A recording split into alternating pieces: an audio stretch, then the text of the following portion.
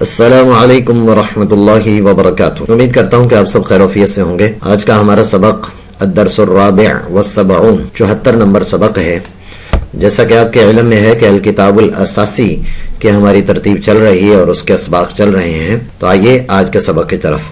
آج کے سبق کی اہم اور خصوصی بات یہ ہے کہ اس سبق کے اندر ہم کسی کو یہ بتانا چاہیں کہ ہم مغرب کی نماز کیسے پڑھتے ہیں، اللہ اکبر کرتے ہیں، کیا کرتے ہیں، سجدہ کرتے ہیں، رکوع کرتے ہیں، وہ ساری ترتیب جو ہے آج کے سبق میں آئے گی۔ تو دیکھیے آج کے سبق کی طرف۔ یہ دیکھیے آپ کے سامنے الاسرۃ تصلی المغرب، اسرہ کہتے ہیں خاندان کو، یہ پیچھے لفظ گزر چکا ہے۔ تصلی یہ لفظ بھی پیچھے گزر چکا ہے۔ المغرب مغرب مانا مغرب۔ تو دیکھیے یہ سب سے پہلے بکر یقیم الصلاۃ، بکر جو ہے وہ نماز کے لیے اقامت کہتا ہے، بکر نماز کے لیے اقامت کہتا ہے۔ تو سب سے پہلے دیکھیے بکر یقیم الصلاۃ، بکر اقامت کہتا ہے نماز کے لیے۔ اللہ اکبر اللہ اکبر، اللہ اکبر کا مطلب ہے اللہ سب سے بڑا ہے، اللہ اکبر کا مطلب اللہ سب سے بڑا ہے۔ اور اشہد ان لا الہ الا اللہ، اشہد میں گواہی دیتا ہوں، اللہ الہ کہ نہیں ہے کوئی معبود الا اللہ مگر اللہ، اشہد ان محمد الرسول اللہ، اشہد ان محمد الرسول اللہ سے کہ بے شک میں گواہی دیتا ہوں کہ محمد صلی اللہ علیہ وسلم اللہ کے رسول ہیں۔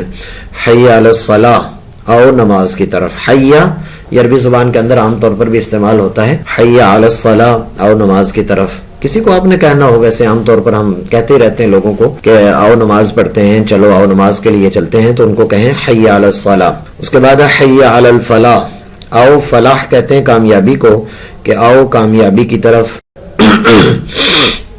آؤ کامیابی کی طرف۔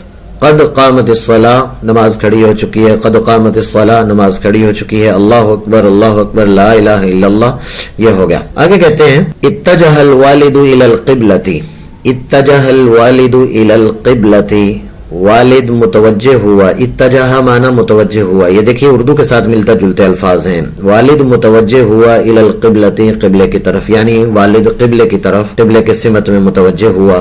ووقفت الاسرۃ وراءہ، اور کھڑا ہوا خاندان کے افراد، یا کھڑے ہو گئے خاندان کے افراد، وراءہ اس کے پیچھے۔ یہ لفظ قرآن پاک میں بھی استعمال ہوا ہے۔ ورا کا مطلب ہوتا ہے پیچھے، اور عربی زبان میں خلف بھی پیچھے کو کہا جاتا ہے۔ مثال کے طور پر آپ نے کہنا ہو کہ پیچھے، تو اس کے لیے خلف کا لفظ بھی استعمال ہوگا اور ورا کا لفظ بھی استعمال ہوگا۔ رفع الوالد یدیہ، اب یدن کہتے ہیں ہاتھ کو، رفع کا مطلب اٹھایا والد نے، یدیہ اپنے ہاتھوں کو، وکبرا اور تکبیر کہی۔ کبرا کا مطلب ہوتا ہے اللہ اکبر کہنا، یہ دیکھیے آگے انہوں نے اللہ اکبر کہہ دیا ہے۔ وکبرت الاسرۃ خلفہ، اور خاندان نے بھی اس کے پیچھے، خلفہ اس کے پیچھے جو ہے تکبیر کہی۔ صلت الاسرۃ ثلاث رکعات، صلت نماز صلات سے ہے، نماز پڑھی خاندان نے، ثلاث رکعات 3 رکعتیں، یعنی 3 رکعتیں خاندان نے نماز کی پڑھی۔ اس کے بعد ہے قرأ الوالد فی الرکعۃ الاولی الفاتحہ۔ قرأ کا مطلب ہے پڑھنا، جیسے آپ کے علم میں ہے کہ اقرأ بسم ربک، اقرأ کا مطلب ہوتا ہے پڑھنا۔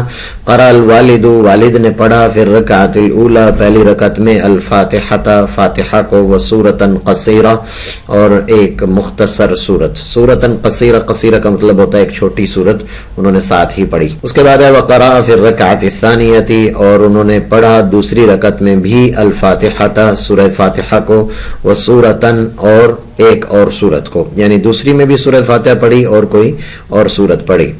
قرأ الفاتحة والسورة في الركعتين جهرا، یہ جو دو پہلی رکعتیں ہیں، قرأ میں ترجمہ الگ الگ سے بتا دیتا ہوں۔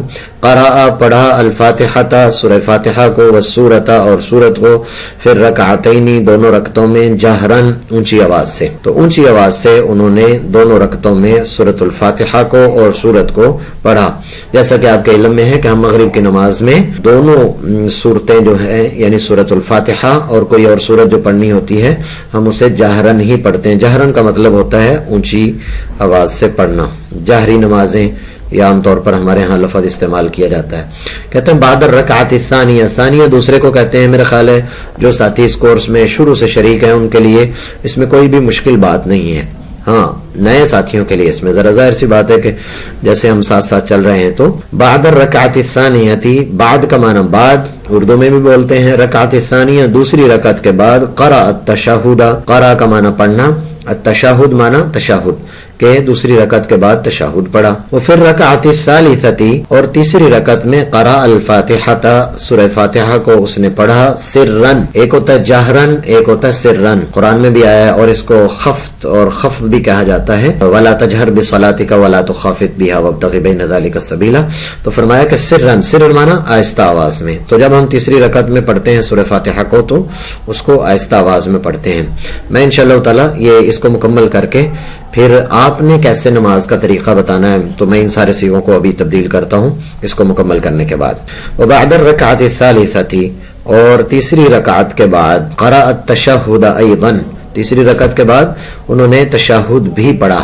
سلم الوالد، والد نے سلام پھیرا. وسلم جمیع افراد الاسرۃ، افراد اردو میں بھی لفظ استعمال ہوتا ہے جمیع مانا سارے کے سارے، تو خاندان کے سارے افراد نے سلام پھیرا. سلمت الاسرۃ علی الیمین وعلی الیسار، سلام پھیرا خاندان کے لوگوں نے علی الیمین پہلے دائیں طرف وعلی الیساری اور پھر بائیں طرف. اس کے بعد ہے آگے ختمت الاسرۃ الصلاۃ، ختمت الاسرۃ الصلاۃ، خاندان نے نماز اس طرح سے مکمل کی. سبحان اللہ والحمد للہ واللہ اکبر، سبحان اللہ الحمد للہ واللہ اکبر. یہ نماز کے بعد کے جو اذکار ہیں وہ انہوں نے پڑھے اور کہا. اس کے بعد یہ قرآن کریم کی آیت لکھی ہوئی ہے. ان کا معنی بے شک پہلے لفظ گزر چکا ہوا ہے. الصلاۃ کا لفظ بھی پہلے گزر چکا ہے. کانا یکون کا معنی ہوتا ہے ہونا، جیسے ہم کہتے ہیں کہ اللہ تعالیٰ کن فرماتے ہیں اور کام ہو جاتا ہے، وہ ہو جانے کے معنی میں آتا ہے.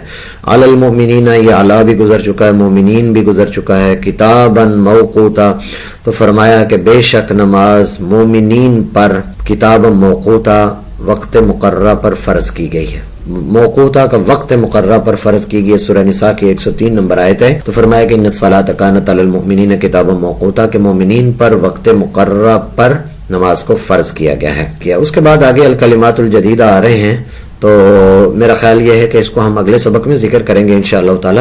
ایک مرتبہ اس کو ہم یوں ترتیب دے لیتے ہیں کہ اگر بالفرض وہ تو انہوں نے کہا ہے اس نے پڑھا، تو اگر میں کہنا چاہتا ہوں کہ میں نے پڑھا تو پھر کیا ہوگا.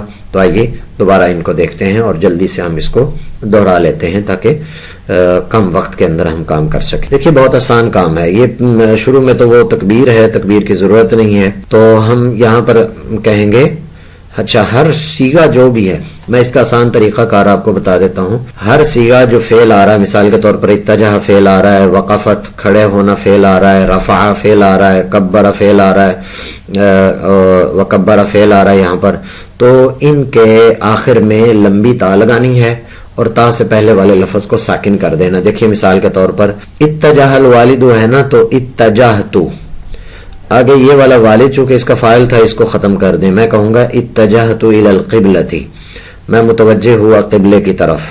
ووقفت الاسرۃ ورائی، یہاں پر میرے پیچھے کھڑے ہوئے. رفعت، چونکہ جب رفعت ہم کریں گے تو والد پھر یہاں پر ختم ہو جائے گا. رفعت یہاں ہے والد نے اٹھایا اور میں کہنا چاہتا ہوں میں نے اٹھایا، تو اس والد کے لفظ کی ضرورت نہیں رہے گی کیونکہ یہ اب فاعل تبدیل ہو گیا یہاں پر. وکبر کی بجائے وکبرت.